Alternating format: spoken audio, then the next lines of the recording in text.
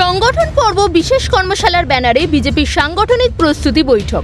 দ্বিতীয় পর্যায়ের এই প্রস্তুতি বৈঠকে কেন্দ্রীয় স্তরে সুনীল বনশল, অমিত মালব্যের মতো মুখ উপস্থিত ছিলেন।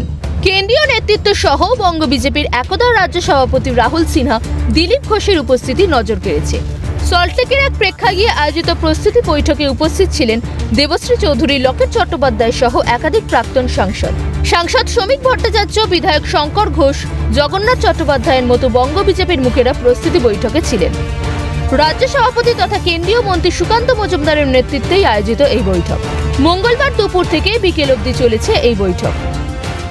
আমরা সমস্ত কিছু ঠিক করেছি, এখন মিডিয়ার সামনে এটা বলার জায়গা নেই। আমরা এই মাসের মধ্যে ম্যাক্সিমামটা করে ফেলব। সূত্রের খবর, উত্তরবঙ্গ এবং রাঢ়বঙ্গকে গুরুত্ব দিতে বিশেষ আলোচনা হয়েছে বৈঠকে। বুথ কমিটি গঠন থেকে সাংগঠনিক শক্তি যাচাইয়ের ক্ষেত্রে কোথায় দাঁড়িয়ে বঙ্গ বিজেপি আলোচিত হয়েছে এই বৈঠকে।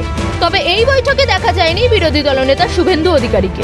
বিজেপির সদস্যতা সংগ্রহ অভিযান কর্মসূচির সাফল্য ব্যর্থতাও পর্যালোচনা হয়েছে বৈঠকে, এমনটাই সূত্রের খবর। বৈঠক শেষে সাংবাদিকদের মুখোমুখি হয়ে বঙ্গ বিজেপির রাজ্য সভাপতি বিরোধী দলনেতার অনুপস্থিতি সহ একাধিক ইস্যুতে সরব ছিলেন। তিনি একাধিক ইস্যুতে কাঠগড়ায় তোলেন বাংলার তৃণমূল সরকারকে। সাংগঠনিক বৈঠকে তো বিরোধী দলের নেতার ডাক থাকে না সবসময়, তাকে নিয়ে আমরা আলাদা করে বসি। সেই জন্য না, সেটা এখন নয়, আগেও নিয়ে আসতেন না।